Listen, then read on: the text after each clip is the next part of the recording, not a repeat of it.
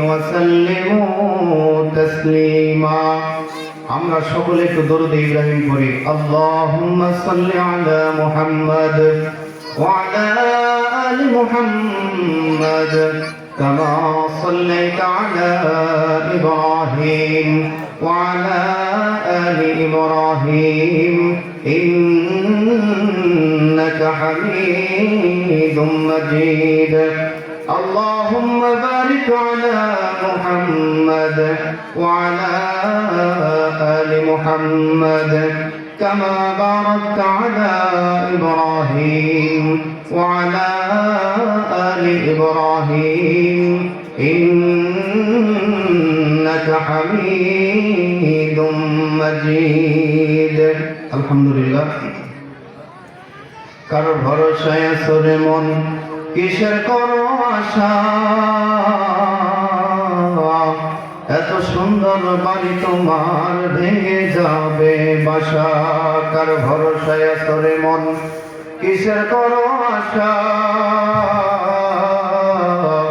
এত সুন্দর বাড়ি তোমার ভেঙে যাবে বাসা তোমার গহনা দীপ রাইয়া যাবে যৌবনে লাগবে ভাটি ওই যে দেখো ডাকিতেছে তোমার কবরের মাটি ওই যে দেখো ডাকিতেছে তোমার কবরের মাটি ঠিক না ওই যে দেখো ডাকিতেছে তোমার কবরের মাটি সন্ধ্যার আগে যেদিন ডোবে বেলা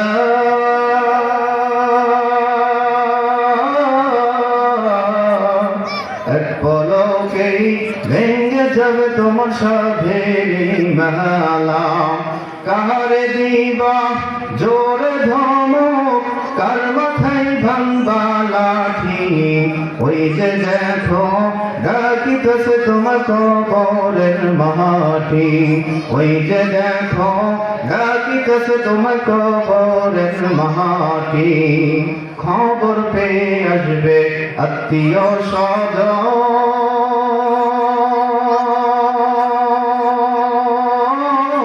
স্বজন তোমারই চার পাশে বসে তারা করিবে ক্রন্দন খবর পেয়ে আসবে আত্মীয় স্বজন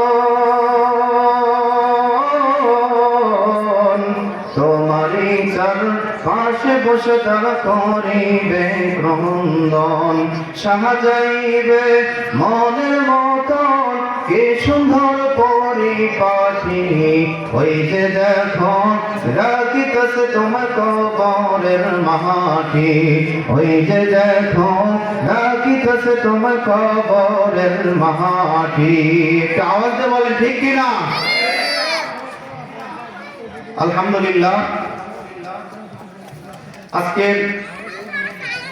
লক্ষ্মীনারায়ণপুর ভগবতীপুর জামে মসজিদের উন্নয়ন প্রকল্পে বিশাল তাফসিরুল কোরআন মাহফিলের সম্মানিত সভাপতি সাহেব সম্মানিত অতিথি সাহেব প্রধান অতিথি বিশেষ অতিথি যেনারা রয়েছেন এবং প্রধান বক্তা দ্বিতীয় বক্তা তৃতীয় বক্তা এবং আমার সামনে যত মুরব্বী বাবারা যুবক ভাইরা রয়েছেন এই মাইকের আওয়াজ যতদূর পর্যন্ত যাচ্ছে যেনারা শুনতে পাচ্ছি আজকে এই কোরআনের বাগান হওয়ার কারণে এত সুন্দর একটা আয়োজন করার কারণে আসুন আমরা সকলেই যে আল্লাহ তাআলা তৌফিক দিলেন সেই রব্বুল আলামিনের দরবারে আমরা অন্তরের অন্তরস্থল থেকে শুকরিয়া আদায় করি সকলে বলি আলহামদুলিল্লাহ লক্ষ কোটি দরুদ ও সালাম বিশ্ব মানবতার মুক্তির কান্ডারি মুক্তির দিশারি সাইয়্যিদুল মুরসালিন খাতামুন নবিয়্যিন জনাবে মুহাম্মদুর রাসূলুল্লাহ সাল্লাল্লাহু আলাইহি ওয়াসাল্লাম সম্মানিত হাজিরিন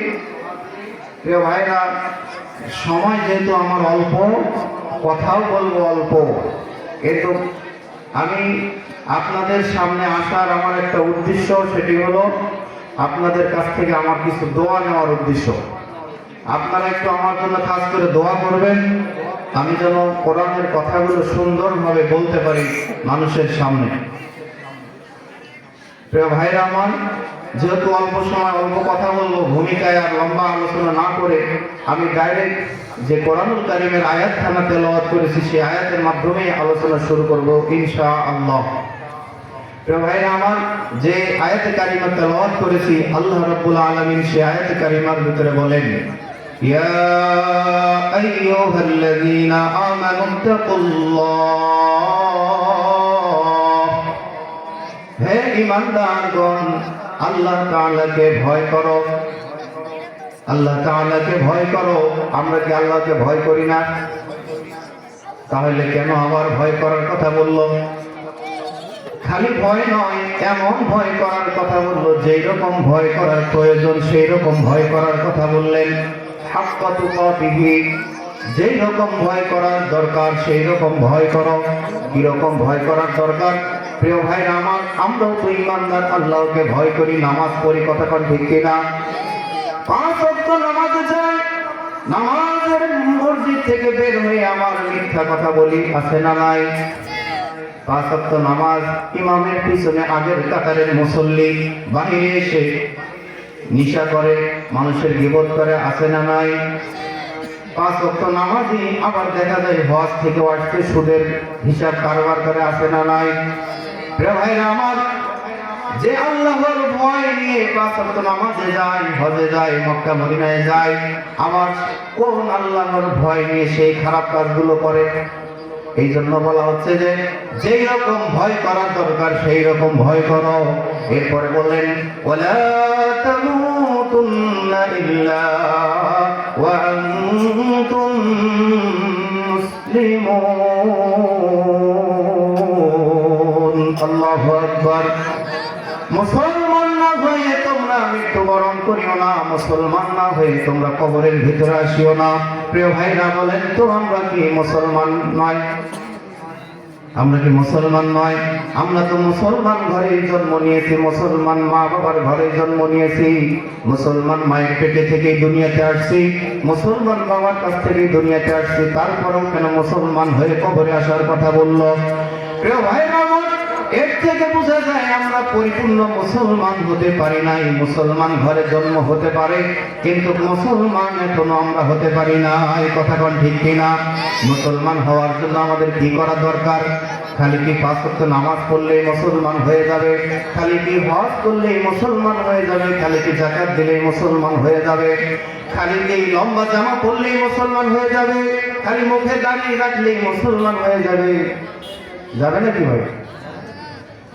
না না না, মুসলমান হয়ে যাবে না। মুসলমান হওয়ার জন্য একজন মানুষের যতগুলো কাজ করার দরকার সমস্ত কাজগুলোই তাকে করতে হবে, কথা কোন ঠিক কিনা? আল্লাহ তাআলার উপরে পরিপূর্ণভাবে ঈমান আনতে হবে। যদি পরিপূর্ণভাবে আমরা ঈমান আনতে না পারি, যদি আল্লাহর ঈমানের ভিতরে আমাদের কোনো সন্দেহ থাকে, তাহলে সেই সন্দেহযুক্ত ঈমান নিয়ে আমরা কখনোই মুসলমান হতে পারবো না, কথা কোন ঠিক কিনা? আমাদের ভিতরে, আমাদের ঈমানের ভিতরে সন্দেহ আছে না নাই? আছে? একটা বলি গেলে কেমন সন্দেহ আছে? আমরা জানি পবিত্র কোরআনের ভিতরে এমন দুনিয়াতে কিছু নাই যে জিনিসটা কোরআনের ভিতরে নাই, কথা কোন ঠিক কিনা? পবিত্র কোরআনের ভিতরে সমস্ত কিছুই আল্লাহ তাআলা দিয়েছেন। মানুষ, একটা মানুষ জন্মের পরে থেকে কিভাবে চলবে, আছে না নাই? একজন মানুষ বিবাহ শাদীর সময় কিভাবে করবে, আছে না নাই কোরআনের বিধান? প্রিয় ভাই আমার, আমরা সবাই কথা বিশ্বাস করি, সমস্ত কিছু এই কোরআন বিধানের ভিতরে রয়েছে, কিন্তু আমরা যখন বলা হয় আমাদের কাছে কোরআন দিয়ে সংবিধান চালানোর জন্য, কোরআন দিয়ে রাষ্ট্র পরিচালনা করার জন্য, তখন আমরা মনে করি কি হুজুররা কেন এই কথা বলে, ঠিক কিনা? ওখানে গেলে আমাদের সন্দেহ হয় কিনা? প্রিয় ভাইরা আমার, যদি এরকম সন্দেহ আমার আপনার ভিতরে থেকে থাকে, তাহলে সমস্ত যা কিছু ইবাদত করি না কেন সমস্ত ইবাদত গুলো আমার আপনার বরবাদ, কথা কোন ঠিক কিনা?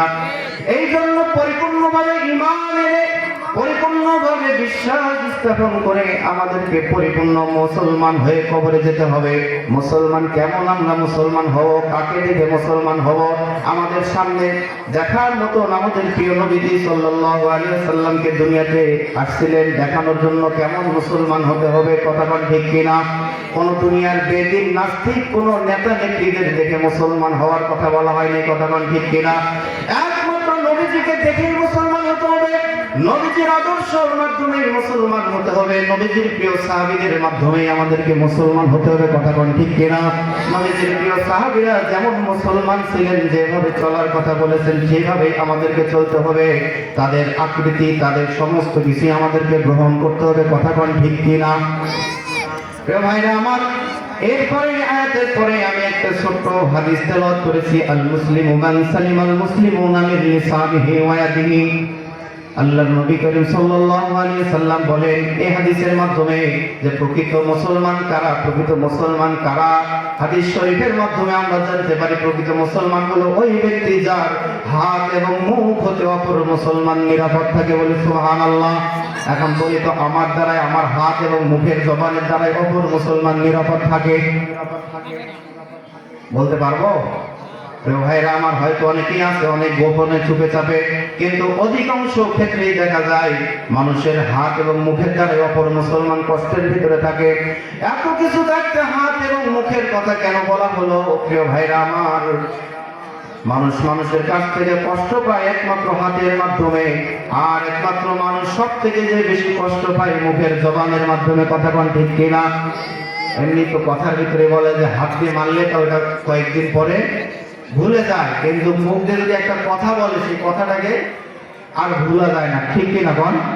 এই জন্য বলছেন যার হাত এবং মুখ হইতে অপর মুসলমান নিরাপদ থাকে সেই ব্যক্তি প্রকৃত মুসলমান। প্রিয় ভাইরা আমার, এই জন্য অবশ্যই আমাদেরকে চেষ্টা করতে হবে, আমাদেরকে আমাদের হাতকে কন্ট্রোল করতে হবে। হাতের দ্বারা যেন মানুষের অন্যায় না হয়, হয় না অন্যায়? অসংখ্য অন্যায় কাজ হয়।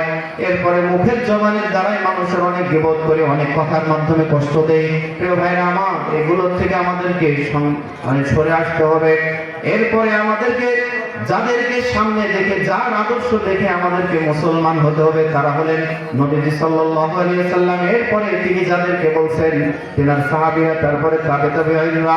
বর্তমান সময়ে আমাদের মাঝে নবীজি নাই, সাহাবীরা নাই, কিন্তু আমাদের মাঝে তাবেঈনরাও নাই, কিন্তু আমাদের মাঝে যিনারা রয়েছেন তিনারা হলেন হক্কানি আলেম ওলামা, কথা কোন ঠিক কিনা?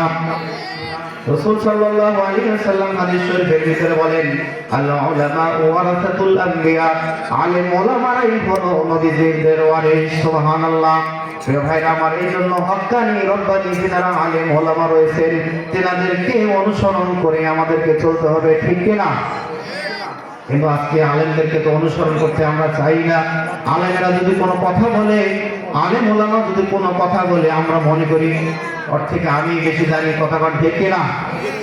প্রিয় ভাইরা আমার, এভাবে যদি চলতে থাকি আমরা কিন্তু প্রকৃত মুসলমান হয়ে কবরে কেউ যেতে পারবো না। প্রকৃত মুসলমান হওয়ার জন্য একজন সাহাবী, ছোট্ট একটা গল্প বলি আপনাদের সামনে, হয়তো সময় মনে হয় আর হবে কিনা জানি না, যতটুকু সময় রয়েছে এর ভিতরে আমি বলার চেষ্টা করতেছি একজন সাহাবীর গল্প। প্রিয় ভাই আমার, নবীজি সাল্লাল্লাহু আলাইহি ওয়াসাল্লাম যখন দুনিয়া থেকে বিদায় নিয়েছেন, এর কিছুদিন পরে মদিনা শরীফ থেকে প্রায় 350 মাইল দূরে একজন যুবক মুসলমান হয়েছে, নতুন করে কালিমা পড়েছে, ঈমান এনেছে।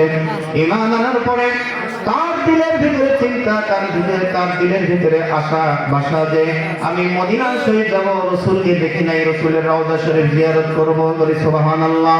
প্রত্যেকটা মুসলমানের ভিতরে এই চিন্তা আছে না নাই? আমাদের ভিতরে আছে না নাই মদিনা শরীফ যাওয়ার আশা? আল্লাহ তাআলা আমাদের সকলেরই মনের নেক আশাগুলোকে পূরণ করুক, সকলে বলি আল্লাহুম্মা আমিন। আমাদের সকলকে রাসূলের রওজা শরীফ জিয়ারত না করে কবরের ভিতরে যেন না নেই, আল্লাহ তাআলা সেই তৌফিক দান করুক, সকলে বলি আল্লাহুম্মা আমিন। প্রিয় ভাই আমার, সেই সাহাবী, সেই নতুন মুসলমান নিয়ত করলেন আমি রাসূলের রওজা শরীফ যাব, মদিনা শরীফ যাব, রাসূলের রওজা শরীফ জিয়ারত করব এবং জুমার নামাজ হযরত ওমর ফারুক রাদিয়াল্লাহু তাআলা আনহুর পিছনে আদায় করব, বলি সুবহানাল্লাহ।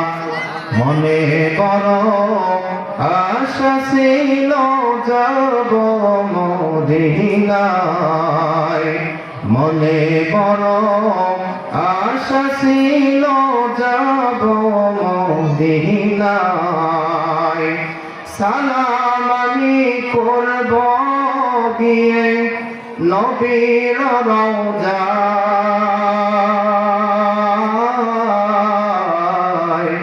মনে বড় আশা ছিল যাব মদিনায়। আরব সাগর পাড়ি দিব নাই তো আমার করি,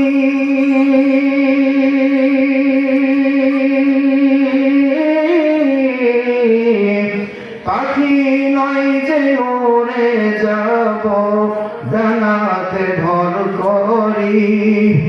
আশায় আছে সম্বল নাই, আশায় আছে সম্বল নাই, করি কি উপায়।